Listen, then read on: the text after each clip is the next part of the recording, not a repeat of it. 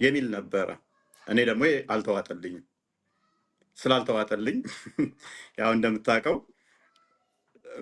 እኔም ልቀበለው አልቻልኩም ማለት ነው። ይሄን እናስተምረው ልቀበለው አልቻልኩም። ማንበብ አለብኝ አልኩኝ። የተለያዩ ቪዲዮዎች ቀጣይ ሜቢ ካሳየ ምክንያቱ ምንድን ነው ብዬ ሳይ ወደ ክርስትና እየመጡ ነው ልጆቻቸው፣ ወደ ክርስትና እየመጡ ነው ስልጤ አካባቢ ላይ። ስለዚህ ወደ ክርስትና እየመጡ ያሉትም ደግሞ በመተት ነው የሚል መጣሁ ነው። ቪዲዮ ቀጣዩ ሀይ እንዴት ናችሁ? ከስልጤ ክርስቲያኖች የተፈናቀሉበት ትክክለኛው ምክንያት ምን እንደሆነ ታውቃላችሁ? የሙስሊም ልጆች እስልምና በቃን እያሉ በሰልፍ ወደ ክርስትና እየገቡ ስለሆነ ነው። ብዙ ጓደኞቿ መረጃ አዳምጡት። በነሱ ድግምት መነሻ ስላከፈሯቸው ማለት ነው ከወራቤ ተነስተው መጥተው አርሴማ ቤተክርስቲያን የተገኙ። ከእንደገና ደግሞ የሚያናድደው ነገር እዛ ያሉ ቄሳውስቶች ደግሞ ከሚገርማችሁ ጸበራጅ ተውባቸዋል። ባልጆቹ ጸበራጅ ተውባቸዋል። 3 ልጅ ታመመባት ያልኳችሁ ሴት ማለት ነው ሉያ ትባላለች። የሷ ልጅ እኔ ቤተክርስቲያን ሰፈር ነው ያለሁት። እናቷ ቤት መታ ጠፍታ አልገባችም። መታ ማርያም ቤተክርስቲያን ነው የገባችው። ማርያም ቤተክርስቲያን ከማርያም ቤተክርስቲያን አንስተው ነውና ዌል ቪዲዮውን እንደሰማችሁት ነው። እሺ ቀጥል አንተ። ያኛውን አንፈልገው። እንደሰማው እንግዲህ ልጆቻችን ወደ ክርስትና እየሄዱ ነው የሚል ነው ሙግቱ። ልጆቻችን ወደ ክርስትና እየሄዱ ነው። ወደ ክርስትና እየሄዱ ስለሆነ ወደ ክርስትና የሄዱበት ምክንያት ምንድነው? እሱ ነው ያለው። ድግምት ሰምተዋል? አዎ ሳህር በድግምት ነው። ኦኬ አስር ተሰርቶባቸው ነው። ስለዚህ ክርስቲያን እየሆኑ ያሉት ድግምት ተሰርቶ ነው። ትምህርት የሚወድቁት የቀድሞ ሽማግሌውን ካያችሁት ሼኩ ነገሩ እጣቢ ስጡ ስህሩ እንዲድን ስንላቸው እምቢ አሉ። ልጆቻችን ታመሙ፣ ትምህርት እየወደቁ ነው አለ። ይሄልኛው ደግሞ ምን አለ? ክርስቲያን እየሆኑ ያሉት በድግምት ነው። ሁለቱም ውሃ የሚቋጥሩ ያሉ ማመክንያቸው ያነሱት ሙግታቸው ውሃ የሚቋጥሩ ያለ። ከትምህርት የምወድቀው ሰነፍ ስትሆን ነው፣ ሳታነብ ስቀር ነው። እንግዲህ አሁን የትምህርት ካሪኩለሙም ትንሽ ከበድ ብሏል ይመስለኛል እና ብዙ ተማሪ እየወደቀ ነው። ስለዚህ ኦርቶዶክሳውያን መተት አድርገውባቸው ነው ያሉ ሺህ ተማሪ የሚወድቀው።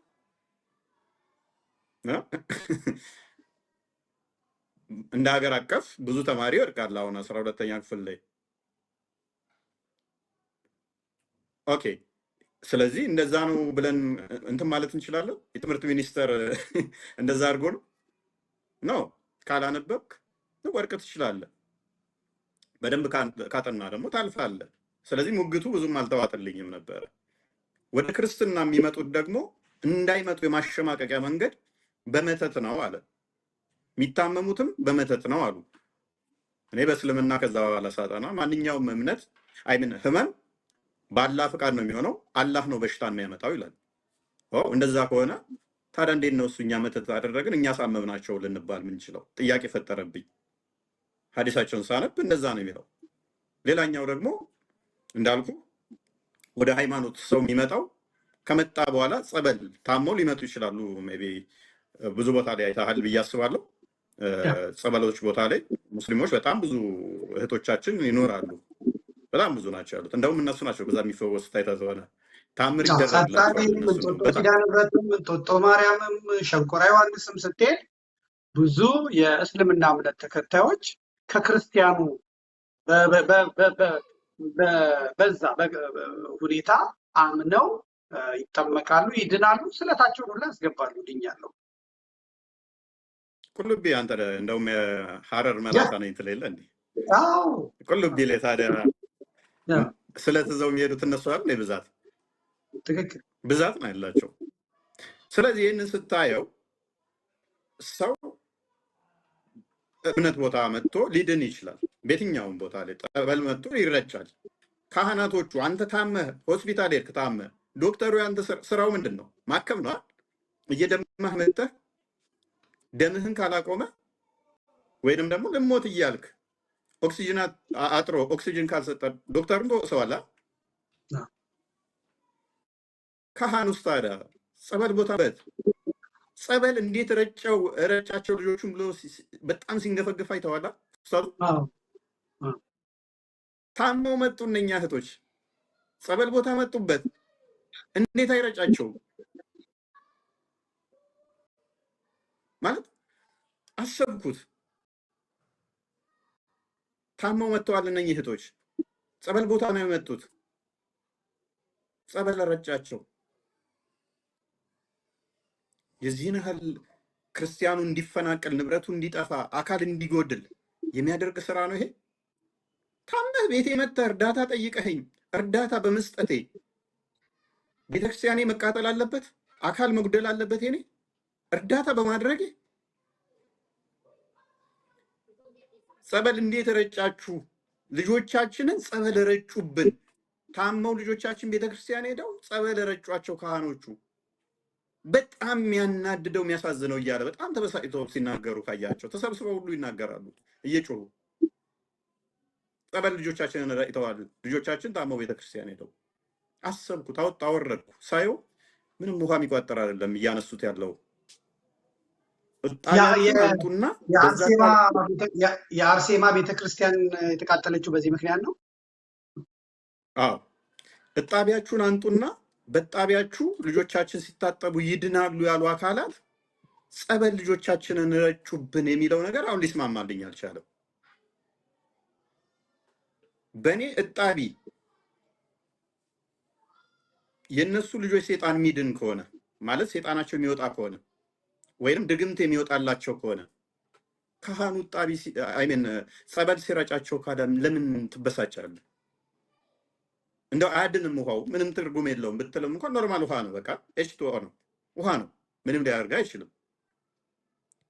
እጣቢ ታጠብ፣ ሰውነትን ፕራይቬት ፓርቶችንም ጭምር ታጠብ አምጣና በዛ እጣቢ ልጄን አድናለሁ ያልከኝ አካል ጸበል ረጩብኝ ብለህ ልጆቼ ታመው እነሱ ጋር ሲሄዱ ጸበል ረጩ ብለህ እንዴት ልትበሳጭ ትችላለህ? ማለት አስረዳኝስ። ያው እኔ ከሃይማኖት ወጣ በልና ኒውትራል ሆንና እጣቢህን አንጣና በጣቢህ የኔ ልጅ ይድናል ያልከኝ አካል ጸበል ግን ረጨህብኝ ብለህ ትከሰኛለህ? አስማማልኝ። ቴክኒሽያን አዘጋጅልን የመጀመሪያዋን ይስሙት፣ ድጋሚ ሰው ይስማ፣ እየጠራ እንዲሄድ ማለት ነው። እፎይ እየተናገረበት ያለው መነሻው አሁንም ከዛ የመጣው ነው። እፎይ እየተናገረ ያለው አንዴ ድገምልን፣ የመጀመሪያውን ስለ እጣቢ የሚያወሩትን ህዝቡ እንዲሰማ ማለት ነው። አዳምጡላችሁ። ይሄ እንግዲህ በቴሌቪዥኖቻቸው የተላለፈ በቪዲዮቻቸው የተላለፈ እና በወቅቱ ከፍተኛ ንግግር አምጥቶ የነበረው ነው እና የልጆቹ መታመም ዋናው ምክንያትና መፍትሄውን ነው የሚያቀርቡት ሰውየው። እንስማቸው። ሽማግሌ የሚለውን አዳምጡት። ብጥብጥን አለመፈለገን የሚያሳይ ሰዎች ይህንን ነገር አሁን እኛ ይሄንን ስህር የሚያከሽፈው ፊትና እጅ ታጥቦ ይሰጥ የለም ወይ? ይሄን ከሰጠን እኮ ይከሽፋል ስንል ይሄ ሲነሳ ነው ብጥብጥ አነሱና የተለዩት። አሁን እያየ ነው ያለው። የኛው ሽማግሌ ደግሞ እንደሰማችሁት የሚለው ምንድነው? ቀጥሉ። እንግዲህ ቅድም የተባለ ይሄ ነው። ካህናቱንም ሰበሰቡ፣ ህዝቡንም ሰበሰቡ፣ ጥያቄ ያቀረቡ። ልጆቻችን እንዲድኑ ከተፈለገ ከዚህ የመተት ስራ ከብብትና ከብሽሽት አካባቢ ቆሻሻ ነው። እንግዲህ ሁለቱም አካባቢዎች ቆሻሻዎች ናቸው። መጥፎ ጠረን ያላቸው ቦታዎች ናቸው፣ የወንድም የሴትም ማለት ነው። ስለዚህ የታመሙት ልጆች ከዚህ ቆሻሻ ቦታ በሚመጣ እንትን ተረጭተው ይድናል ማለት ከጤናማ አእምሮ በእውነት የሚመጣ አይደለም። ኦኬ። እንግዲህ ከዛ በኋላ የሚለው ደግሞ ምንድን ነው ወንድማችን እፎይ? እሺ ይሁን። ከዛ በኋላ ደግሞ ሰውየው ይናገራል። አይታችሁ እንደሆነ ጭራሽ ቤተክርስቲያን ወስዶ ልጆቻችን ሄደው አከፈሩብን፣ ክርስቲያን አረጉብን። ከዛም ጸበል ረጭቷቸው ነው የሚለው። እንግዲህ ጸበል ረጭቷቸው ከዳኑና ካከፈሩ ከዛ ቆሻሻ ይልቅ ይሄኛው ውሃ ነው ኤችቱኦ፣ በቃ ምንም አይነት ከብብትም ከብሽሽትም የሚወጣ አይደለም ነው የሚለው። እንስማው ይሄኛውንም ጥያቄ እና በቃን እያሉ በሰልፍ ወደ ክርስትና እየገቡ ስለሆነ ነው። ብዙ ጓደኞቿ በነሱ ድግምት መነሻ ስላከፈሯቸው ማለት ነው ከወራቤ ተነስተው ወጥተው አርሴማ ቤተክርስቲያን የተገኙ። ከእንደገና ደግሞ የሚያናድደው ነገር እዛ ያሉ ቄሳውስቶች ደግሞ ከሚገርማችሁ ጸበራጅ ተውባቸዋል። 3 ልጅ ታመመባት ያልኳችሁ ሴት ማለት ነው ሉያ ትባላለች። የሷ ልጅ እኔ ቤተክርስቲያን ሰፈር ነው ያለሁት። እናቷ ቤት መታ ጠፍታ አልገባችም። መታ ማርያም ቤተክርስቲያን ነው የገባችው። ማርያም ቤተክርስቲያን ከማርያም ቤተክርስቲያን አንስተው ነውና ይሄው ነው እንግዲህ ፍርዱን ለህዝብ ነው የምንሰጠው። በጨበጣ በአየር ላይ የሚመጣ ሳይሆን እንዲህ ያንተንም ማንነት ያንተንም አጀማመር ህዝብ እያወቀ እንዲመጣ ለማድረግ ከዚህ ውጭ አማራጭ ስለሌለ ማለት ነው። ይሄ መልካም እድል ስለሆነ ነው። በዛው ቀጠልክበት። ትክክል አይደለም ብለህ ያ ትክክል አይደለም ብዬ በዛው ተቃውሞዬን ቀጠልኩኝ። ምክንያቱም እንደዚህ አይነት ነገር የሚዋጥ ስላልሆነ ለማንም ይዋጥ ስላልሆነ ማለት ነው። ትክክል አይደለም የሚለው አቋሜን ያስኩኝ ማለት ነው። ከዛ ግን አጻፋዊ ምላሽ ትክክል ነው የሚል እነሱም ደግሞ ቦልድሊ ትክክል ነው የሚል ነበር ሙግታቸው። እኔም ደግሞ በዛው መግፋት ጀመርኩ ማለት ነው። በዚህ ውስጥ ግን ምን ማድረግ ጀመርኩ? ማንበብ ጀመርኩኝ። ሳነብ ለካ ተጣጥበህ ጣቢዬን መስጠት ያንን ያድናል የሚል አስተምሮ አለ በእስልምና። እዚህ ላይ አስቀድሜ የሆነ ጠንከር ያለ ሀሳብ ሰንዝር ያለው እንደ አምላካችሁ በእኛ ጣቢ ነው ወይም ያድናችሁ? የኔ ጣቢ ለምን ያስፈልገዋል? እናንተ ከድግምት ለመዳን የኔ ጣቢ ነው ወይም ያስፈልጋችሁ? እንዱ አድኑም ወይ በአምላካችሁ አድኑም ወይ አምላካችሁ አድኑም ወይ አምላካችሁ የሚያድን ከሆነ የኔ ጣቢ ምን ይሰራላችኋል የሚል ሙግት ማንሳት ጀመርኩ ማለት ነው። ይህን ጊዜ እነሱም ጠንከር ያለ ምላሽ መስጠት ጀመሩ ማለት ነው። ከዛ ማንበብ ጀመርኩ። ሳነብ ደግሞ ጣቢ እንደሚያስፈልግ አሁን ገባኝ ማለት ነው። ኦኬ እንደዛማ ከሆነ ይሄ አስተምሮ ትክክል አይደለም ወደሚል እንትን ውስጥ ተቃውሞ ውስጥ ገባው። ፕላስ ደግሞ ማንኛውም ሙስሊም ሲወለድ ጀምሮ ሴጣን ይነካዋል የሚል አስተምሮ እንዳላየው ከኢሳና ከሜሪያም በቀር ሁሉም ሴጣን ይቆራኘዋል። ሁሉም ሴጣን በደም ውስጥ ይዟዟራል። በደም ስር ውስጥ ሁሉም አለ።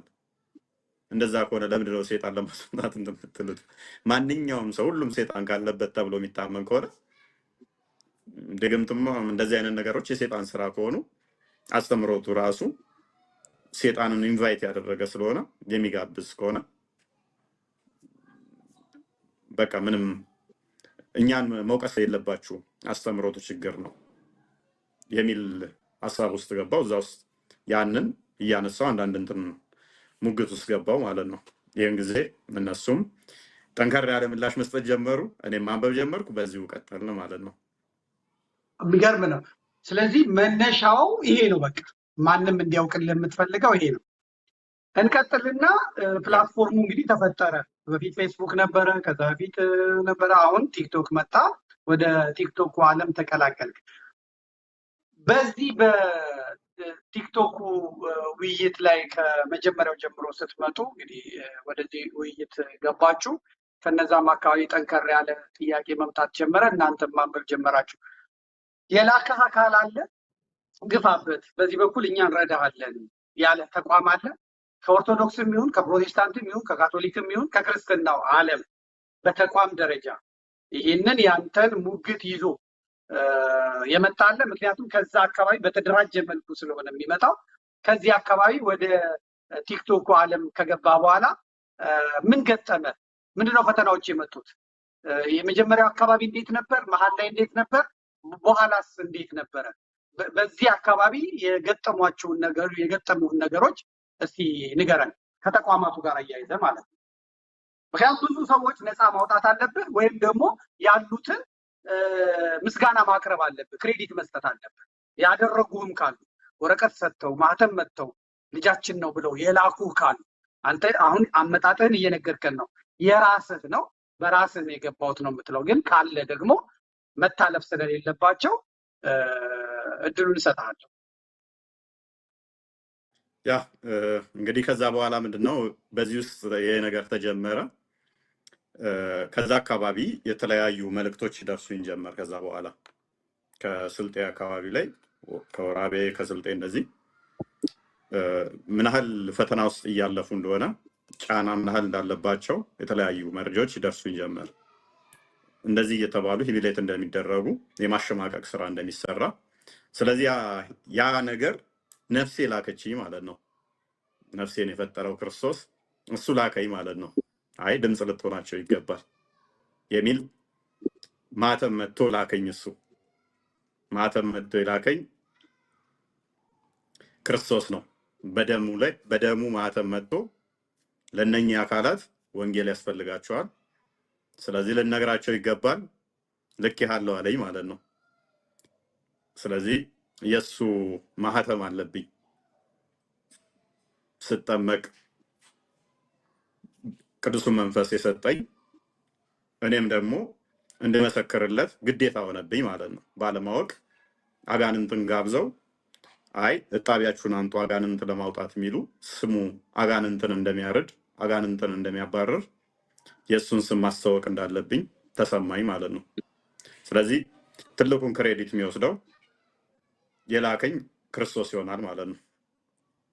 ከግለሰቦች ጋር በተያያዘ ግን ከሰዎች ጋር በተያያዘ ከሆነ ምንም ማቀውም ነገር አልነበረም። ሆነን ለመናገር ማለት እንደዚህ ንጽጽሩንም እንደዚህ ማቀው ነገር አልነበረም። የለም ከሰው ጋር እንደዚህ የለም፣ ምንም የለም። ረንደምሊ ያቺ ክስተት ብቻ ነች ወደዚህ ውስጥ የከተተችኝ። የንጽጽር ትምህርት እንግዲህ ቀላል አይደለም፣ በተለይ ማለት ነው ከክርስትና ወገን የራሱን የሆነ እውቀት ያስፈልጋል። ከእስልምናውም ወገን ደግሞ ማወቅን ይጠይቃል። ማለት ሃይማኖታዊ ውይይቶች ከባድ ስለሆኑ ማለት ነው። ለአንተ እንዴት ቀለለ ታዲያ? ከዛ በኋላ እንዴት ይሄ ነገር ቀለለ? ምክንያቱም በዚህም የቤተክርስቲያን ትምህርት አለ፣ ወይም ደግሞ በዚያ የቁርአን ትምህርት አለ፣ በእነሱ የሚሰጥ ትምህርት አለ። እነሱ ካሉ መልካም፣ ከሌሉ ግን እንዴት ነው የቀለለ? ብዙዎች አንተ ጋር ሲመጡ እያየናቸው ነው፣ የምናየው የምንመለከተው ነው። አንተም ደግሞ በዚህ ላይ በጣም ያነበብክ የጠለቀ እውቀት ያለህ ነው እና የምትመስለው። እንዴት ቀለለ ታዲያ ከዛ በኋላ ያለ? እንዳልኩ ነው ያስጀመረኝ እሱ ስለሆነ የቤተክርስቲያን ትምህርት እንኳን የለኝም፣ የቤተክርስቲያን ትምህርት የለኝም። ያስጀመረኝም እሱ ስለሆነ የመራኝም እሱ ነው። ዩኒቨርሲቲ ላይ ሆኜ የተወሰነ ለማንበብ ሞክሬ ነበር። እስልምና ምንድን ነው የሚለውን የሆነ ሰዓት ላይ ወጣት ሆነ ትንሽ ከፍልስፍናውም ከተለያየ የማየት እንትን ነገሮች አለ አይደለ? እንደዛ የተወሰነ ሞክሬ ነበረ። ግን በጊዜው በቃ እስልምና ተከድኖ ይቀመጥ ብዬ አለፍኩት ነበር። አነበብኩት። ከሳይንስ ጋር አብሮ ይሄዳል እስልምና ምናምን የሚባል መፈክር አለ እና ሳይንስ ነገር ትንሽ ይማርከኝ ስለነበረ ከሳይንስ ጋር ማከሄደስ ነገር ማንበብ አለብኝ ብዬ ሳየው አበላም ሳክስ ነው እንዳለ ውሸት ነው። ከዛ አይ በቃ እዛው እንደተከደነ ይቀመጥ ብዬ አለፍኩት። ካለፍኩት በኋላ ያቺ ነገር ነበረች በጊዜው እንደ እርሾ ማለት ነው። ዩኒቨርሲቲ ላይ ትንሽ እንትን ብያ ኦልሞስት 1 ዓመት ያህል የተወሰነ ወጣ ገባ እያልኩ አይቼው ነበረ፣ ግን ትቼው ነበረ። ከዛ በኋላ ግን አሁን ይህንን ከተጀመረ በኋላ ግን በጊዜው እንደውም አንብቤው ራሱ ዩኒቨርሲቲ አልገባ ያለኝ ራሱ ክርስቶስ ጋይድ አደረገኝ፣ መራኝ ማለት ነው። አነበብኩት፣ ወዲያውኑ የተረዳሁት እስልምናው ኮንሰፕቱ በደንብ ተገለጸልኝ። ምን ያህል ስህተት እንዳለው በደንብ ነው የተረዳሁት። ከዛ በኋላ ግን በተረዳሁት ቁጥር ያጓጓሃል። የሆነ ነገር ስታቅ ሰዎች ባለማወቅ እየጠፉ መሆኑን ስታቅ ደግሞ እዚህ ጋር ደግሞ ክርስቶስ ምን ያህል ለአንተ የከፈለው ዋጋ ስታውቅ እዚህ ጋር ባለማወቅ ደግሞ እየጠፉ ያሉ ምዕመኖችን ስታይ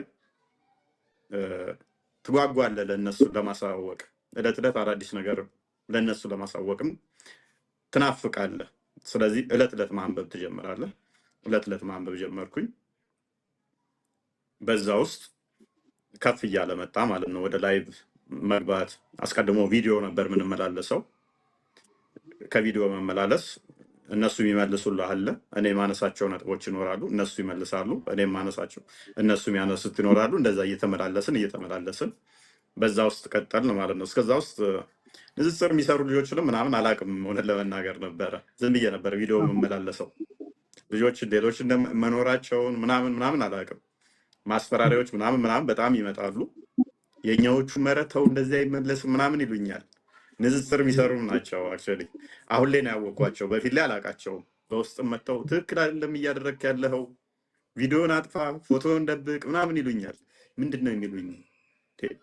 ኢትዮጵያ እየኖርክ ኢትዮጵያ ወይኝ ለምንድን ነው እሱ?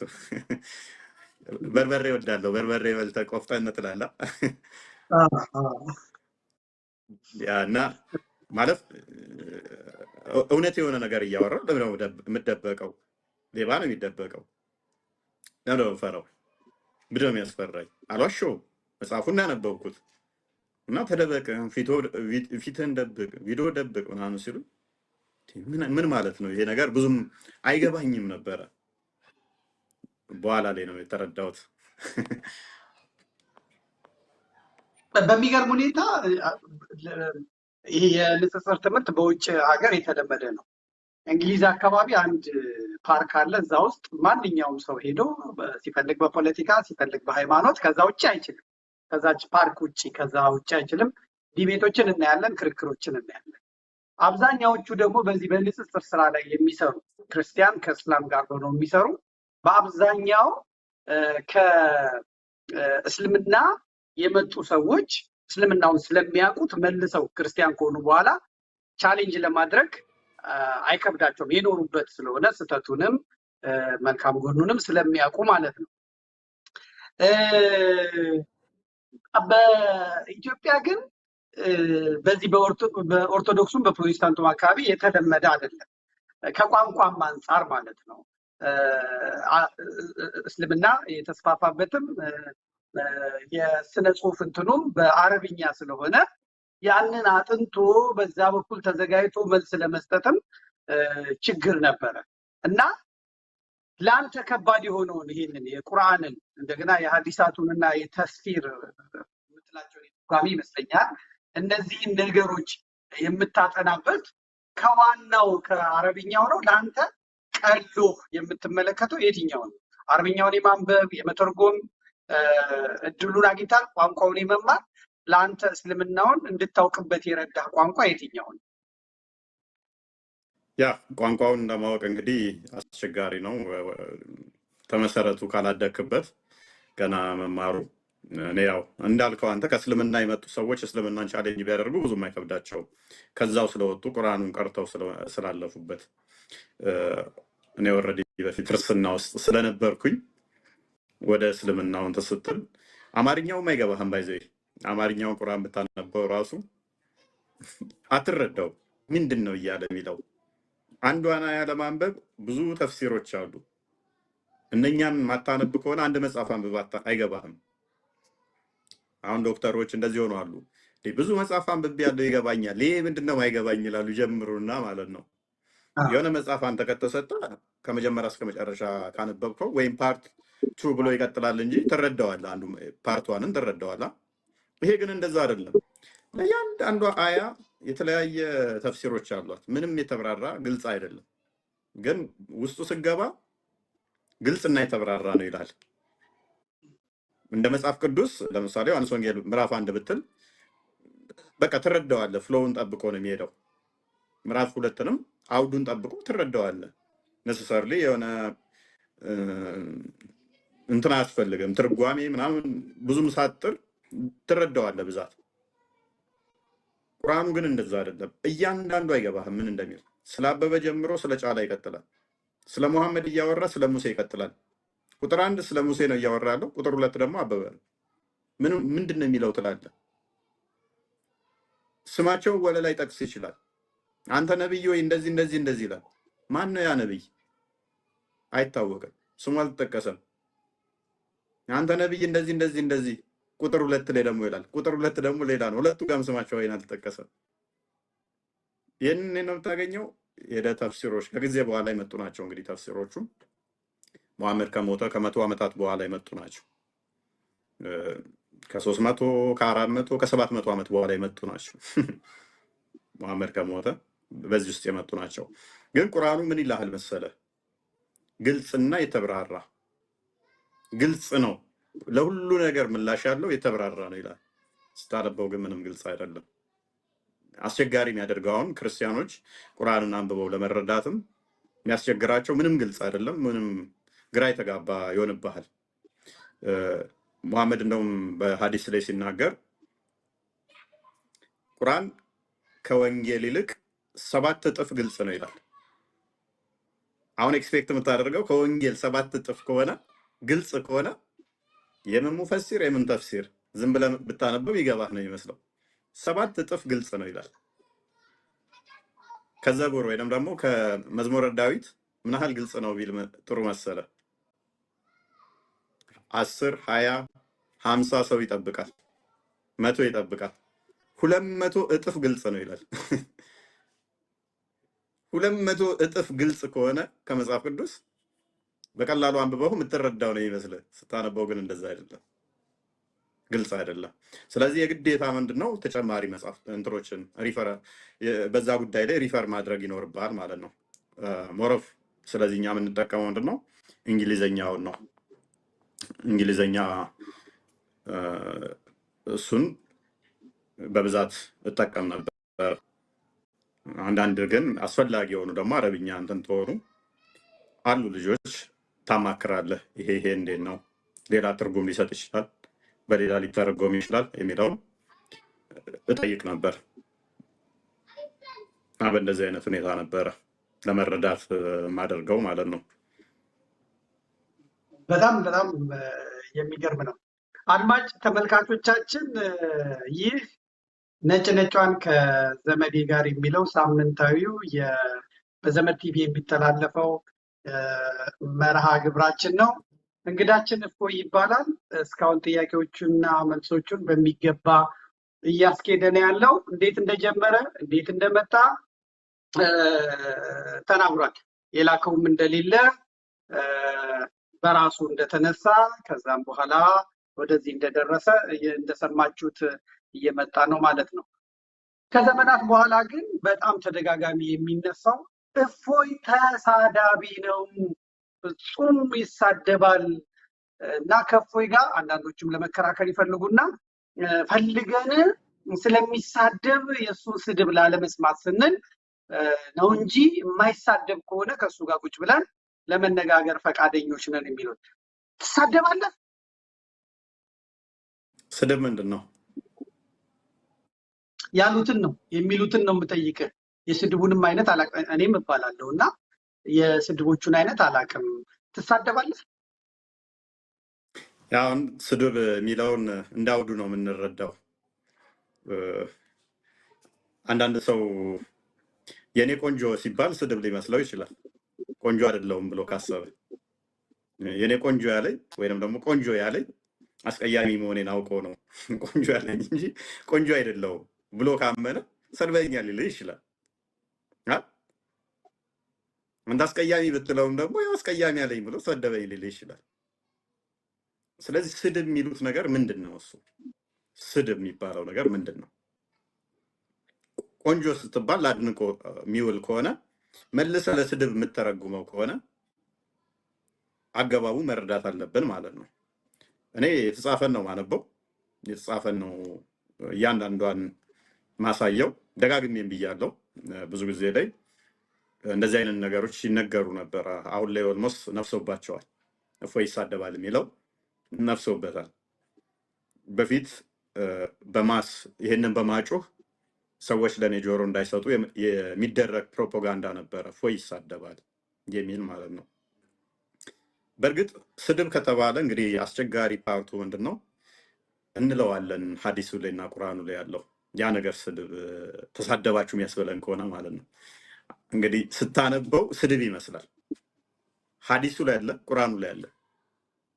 ስለዚህ ስድብ ከሆነ ማን ይሆናል ማለት ነው? ያንን ቁርአን የጻፈው ያንን ሀዲስ የጻፈው ያንን ያስተላለፉት ወደ እነሱ ይመለሳል ማለት ነው። እኔ አንባቢ ነኝ፣ አስተላላፊ ነኝ። አስተላላፊ ከሆንኩ እኔ ላይ አይደለም የሚቀረው ያ ነገር፣ ወደኋላ ይመለሳል። መጽሐፉን ነው እያነበብኩት ያለሁት። ደጋግሜ ብያለሁ። ከምተነፍሳት ውጭ እስከ ዛሬ የተናገርኩትን ነብያችሁ ካልተናገረው እቀጣለሁ። አንድ ሰው ማምጣት አልቻለም። አንድ ሰው እኔ ፊት መጥቶ ነገም ተነገ ወዲያም አሁንም ወደፊትም አንዲት ነብያችን ያልተናገረውን ስድብ ቃል አንተ ተናግረሃል። ማለትም መጽሐፉን ካልሆነ ነው ያልኩት፣ አስተምሮቱን ካልሆነ ያልኩት እቀጣለሁ። ስለዚህ ስድብ የሚሉት ምንድነው? እሱ እነሱ ያላነበቧቸው ብዙ ድብቅ ገመናዎች ነበሩ። ሰዎች አለባብሰው የሚያልፏቸው አሉ አይደለ? በይሉንታ። እኔ ግን መጽሐፉ ላይ እንዳለው ሳላለባብስ ሳልሸፋፍን አነበዋለሁ። ያንን ባለጌ ሆኜ ሳይሆን ሰዎች መማር ስላለባቸው ነው። እኔ እንደ ማንኛውም ኢትዮጵያዊ የሀገሪቷንም የሃይማኖትም ባህልና ወግ አለን አይደለ? ያንም ማቅ ነኝ። እሴታችንን ማክበር እንዳለብኝ የማቅ ነኝ። አንዳንዴ ግን የምትገደድበት ነገር አለ። የምትገደድበት እንድታነበው የምትገደድበት ሲቹዌሽን ይመጣል። አንተ ሆነው ሳይሆን መጽሐፉ ማንበብ ያለብህ ጊዜ ይመጣል። ምን ታደርገዋለህ? እንደዛ አይነት አጣብቂኝ ስገባ ስታነበው ያችን ነገር ይቆርጧትና እፎይ ተሳዳቢ ነው ይላሉ። ሐዲሱ ላይ አለ እኮ፣ መጽሐፉ ላይ እኮ አለ። እዛይ ፓርት ላይ አንተ ስትናገራት የነበረችዋን 10 ሰከንድ ማበልጥ ቆርጠዋታል። አንተ መጽሐፉን ነው እያነበብክ ያለው። አስቸጋሪ ያደርግባል። አሁን የሚያስገድድ ምንድነው? መጽሐፉን ማንበብ አለብህ። መጽሐፉን ስታነበው ደግሞ ስድብ ነው ይሉሃል። እነሱ አላወቁትም ማለት አንተ አወቅከው ማለት አንተ ባለጌ ነህ፣ አንተ ተሳዳቢ ነህ ማለት አይደለም። መጽሐፉን አለማወቃቸው ነው ተሳዳቢ እንድትባል ያደረገ። አንተ ቴሌቪዥን ፕሮግራም እንትን 1 ዓመት ሞላኝ አልክ። እኔ እንግዲህ አሁን 3 ዓመት ሞላኝ። ዋርካው ዘመዴ አይ ቲንክ በፊት ንጽጽር እስልምናው ላይ አንተ ምን ትንትል ነበር? በስም ነው እንጂ አይደለም። ኦኬ ፌስቡክ ላይ ግን ትጽፍ ነበር፣ አይ ነበር አንተም። እኔ ዘመድኩን በቀለ በሚለው 670 ምናምን ሺህ ነበረኝ። አንዳንዴ ሲበዛ ያው ለመልካም ነገር የምታደርገው ነገር እኔን ያስከስሰኝ ነበረ። በነገራችን ላይ የኔ ደግሞ ያው ጠንከር ያሉ ቃላት ናቸው። ከሐረር ከመምጣቴ ጋር ተያይዞ ዲፕሎማት አይደለሁም፣ ጥሩ ዲፕሎማት አይደለሁም እና ሲበዛ ጫና ሲበዛ እጽፋለሁ። ለመከራከር በዛ የመቀጠል ፍላጎት የለኝም እና ሳጽፍ ነው ተሳዳቢ ነህ ማለት አንተንም ተሳዳቢ ነህ እንደሚሉ አውቃለሁ። የኔ በፖለቲካው በኩል ይመጣና እኔ ተሳዳቢ የሚሉኝ በግብር እጠራለሁ። የሚያርደውን አራጅ ይለዋለሁ። የፐርሰናል ያን ቲም ወይም ያን ሰው ነው። የሚሰርቅ ካለ ደግሞ የሰረቀውን ሪሲቱን ምኑን አያይጄ ሌባ እለዋለሁ። የሚገድለውን የሚዋሸውን እከሌ እንዲህ ብለህ ዋሽተሃል እለዋለሁ። የማለባብሰው ነገር የለኝም። ያው ለጨዋታችን ድምቀት ማለት ነው። አንድ ጊዜ ምን ገጠመኝ? በዚህ በቲክቶክም የኔን ስዕል ዘቅዝቀው የእመቤታችንን ስዕል ዘቅዝቀው ይዤ የማደርገውን በፌስቡክም ዘቅዝቀው የልጆችን የቤተሰብ ፎቶ ዘቅዝቀው ከርበውብኝ ነበር። አንድ ሳምንት ምን ብዬ መሰለ? ኦርቶዶክሳውያን ይሄን ይበላሉ፣ ይሄን ሐራም ይበላሉ ብለው በጣም እንትን አደረጉብን ማለት ነው። እና ለስለስ ብዬ ነው የገባሁት ነው። እኛ ኦርቶዶክሳውያን ይሄን አንበላም። በክርስትናው ዓለም ሆኖ ግን ለምሳሌ ካቶሊኮች፣ ፕሮቴስታንቶች አሳማ ይበላሉ፣ ምናምን ይበላሉ፣ እንደየባህሉ እንደየሀገሩ ይበላሉ። እኛ ግን ጽዩፎች ነን።